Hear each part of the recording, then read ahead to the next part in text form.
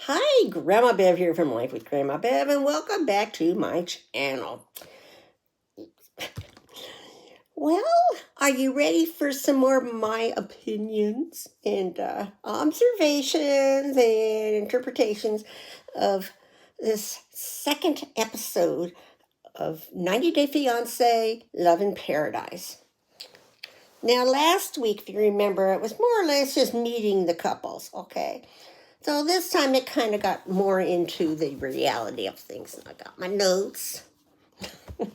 So I'll be looking down at them. Excuse me. It's a beautiful day here, so hopefully this lighting is better. Let's move it a little bit. There we go. Okay. Well, they covered three couples. Three couples. So I'll go over the couples that were featured. First is Val, who's 47, and Carlos, who's 29. Now, Val is flying back to Colombia to see Carlos, or to be with Carlos, to marry Carlos. And he's from Los Angeles, okay? Now, Carlos is 29. This is something about him I don't like. I don't know. Anyway, they've been 3 months apart, 3 months since they last saw each other. They've been 2.5 years together, and they're going to get married in a few weeks. But every time they see each other, all they do is fight, they say. Part of the issue is that Carlos has a female friend who he wants to invite to the wedding, and Val is just not comfortable with that. So they show them meeting in the airport, and of course they embrace, they love, they kiss, Then they get in the taxi. Now, I'm kind of wondering what this taxi driver must have been thinking while they're driving along, because they're talking about all kinds of sex stuff, right? And while they're talking, Carlos indicates that they have never had sex yet. Now, he means as far as like penetration, I can tell you, I've learned a lot watching these programs about some subjects that I didn't know anything about because I don't participate in them. But they indicate that in that community, the gay community, there's a top person and a bottom, a top and a bottom, just like us. And the top one gives and the bottom one receives, okay?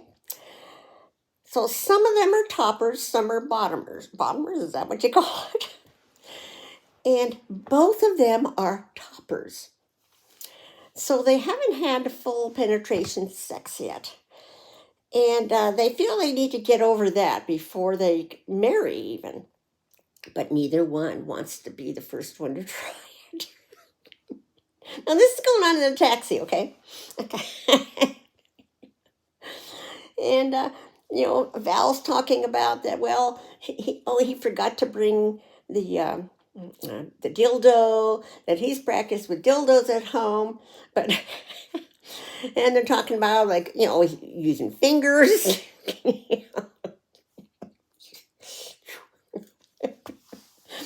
And both of them feel like they don't want to be the first one to try it because they're afraid the other one then won't. So I just don't know. So we end with them where they get back to the apartment and they're both in the shower, soaping each other up, and kissing and stuff like that. Okay. Moving on to Jordan and Everton.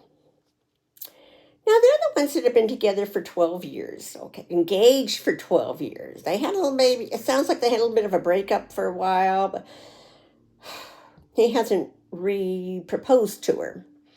But it turns out, I guess, she's actually kind of like a nudist. They show her in her backyard with watering her flowers. She's totally nude. She says she put up, I think, was it 8-foot fence or 12-foot fence? Could feel free. And she was an eyelash person, a person that puts adds eyelashes in your eyelashes. And during the pandemic, she had to start making money somehow because she has this house she bought. So she started doing custom videos for people. And of course, you can guess they're very sexy videos. And the one shows her sitting down on a birthday cake and with her bare butt. Oh my gosh. But apparently, Everton doesn't know this is what she does to make money. So she's wondering how he's going to react because she's got to tell him if they're going to get married, right? So her two best friends come over and they're talking about, her going back over there. And I guess he does tour boats.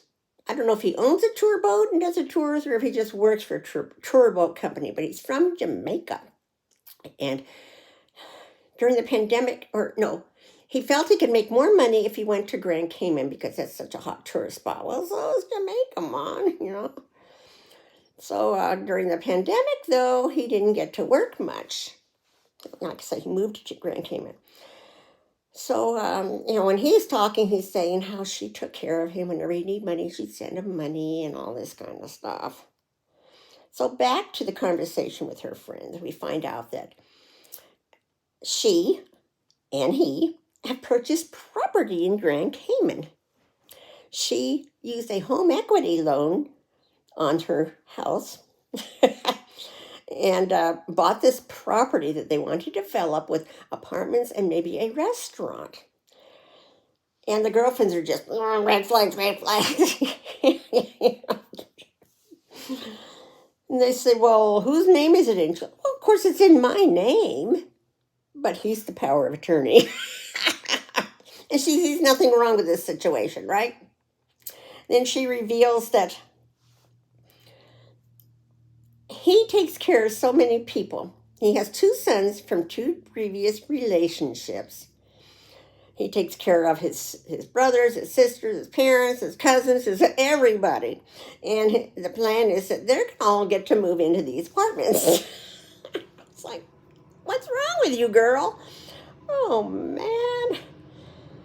So her friends keep warning her about, geez, this does not sound right. You don't even have an engagement ring. And she keeps putting this dumb look on her face like, yeah. But she's sure that when she gets there, all these things are going to work out just great. Whatever. Then we move to Lydia and Scott. Now remember, Lydia was Pedro's mother from a previous 90-day fiancé. And I still have a hard time just watching her and looking at her because she acts so different, at least at the moment, from how she acted when she was on the program with Pedro and Chantel and Chantel's family. So Lydia is 56. Scott is 51. And it opens with Scott talking with his mother. And his mother is talking about how she's just not sure if this is going to work because he has a really high sex drive. How did she know that? And being this woman is in her 50s, he says he doesn't know how old she is. He's never said. She may not be at that stage, right? And that his father was a sex addict or very horny all the time until just a few years before he died. And I guess he only died 5 years ago. Now his mother is 83. It's like, TMI, Mom. So she feels Lydia's too old for him. She thinks he should date women in his 30s and 20s, which he says that's what he had been doing, but now he wants to settle down and blah, blah, blah, blah, blah, blah, right? So they finally get up, or he mentions that he wants to dance and enjoy life. He knows the merengue.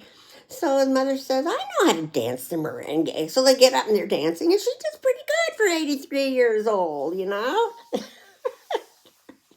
So then we move to just Scott talking, and he mentions, of course, there's a language barrier.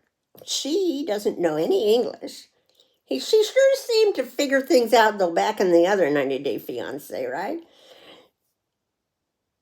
Wouldn't you think if you've been talking to somebody for a year and a half and you really feel like you got the hots for each other and you want to see each other, have a relationship, that you would have started taking language lessons of the other person before they got there.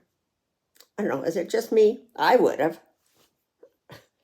So he brings this translator app with him on his phone, and of course, those can be. So he brags though about he's always had a lot of sex, and he's really a high sex drive, and he doesn't even have to use the blue pill. He does nothing for me. I just don't care for his type at all. Not that that matters. So we move to Lydia. They focus on her. And Lydia meets with a bunch of gals, and I guess they're actually her daughter's, Nicole, right? Her daughter's friends, and they kind of have like a little bachelorette party. Now, Lydia's got a very nice body. I've got to admit that, itchy nose. And the friends give her a package, and it's this real sexy negligee, which, hey, more power to you, Lydia. And her stylist shows up. And I'm thinking, stylist? This is a guy. She was always talking about needing money back in the other 90 Day Fiancé. And yet she has a stylist. Isn't that a person who helps you pick out your clothes so you look the best? So he brings in some sexy toys. He had like a feather thing, and he brings out a couple of cucumbers. And it's like, whoa, what's that for? Oh, my nose is itchy. Oh. And then he brings out some condoms. So the purpose of the cucumber is to teach her how to put a condom on. So then off on the sideline, she's talking just to us, supposedly. She's talking about she's really worried, about having sex because she hasn't had it in 12 years. And what if he feels small? And, and the size really matters. So she's really worried about that. Yeah, I would too. Looking at him, I'd worry. Because so many times I've heard those guys that work out so much, their head was small. I know, I'm disgusting. So, all right, let's change the subject. We flashed into the airport where they meet each other, and she doesn't see him coming, but all of a sudden he runs up and he picks her up, and she's laughing and they're having fun, and so far they like what they see. But you can already tell there's going to be an issue with the translation. And they show them in a restaurant. I don't know if that was in the previous or next week. Maybe. I get them mixed up. And his little translator thing doesn't want to work. It breaks down. So that's about it. But, it's still very entertaining. It just amazes me how stupid people can be and desperate. So I'll wrap this up. So will Jordan get her eyes open when she meets with Everton? It kind of indicated that she gets some kind of a voicemail. Yeah, voicemail or email before she gets there. So the minute she gets off the plane, she's mad. Oops, here's my hubby. So will Lydia and Scott clash? How about Val and Carlos? Who's going to break down first?